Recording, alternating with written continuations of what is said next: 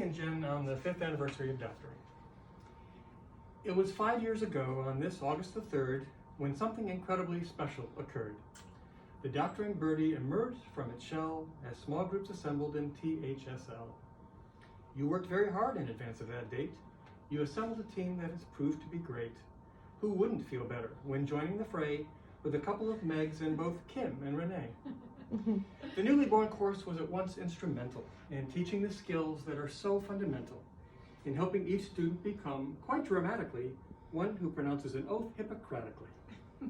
We taught them percussion and lung auscultation, to start a discussion of smoking cessation, the way to report a complete HPI, to offer support if a patient should cry, to test for effusion, anterior drawer, avoiding confusion, achieving rapport, electing to check for ventricular lift, detecting ascites and pronator drift. We told them, don't guess, just ask patients their pronouns. You auscultate best if you do it below gowns. Detect liver spans with a practiced percussion. Assessments and plans are less useful in Russian. We taught getting consent when you want to transfuse, how not to torment if you're breaking bad news, the optimal way to deliver translation, what ethicists say about kidney donation, to say with assurance that movements are slowing, that ptosis is showing, a murmur is blowing, the spleen has been growing, McBurney's, worth knowing. Examples keep flowing, but I will not keep going. The years since inception have rarely been easy. The challenges faced would make anyone queasy.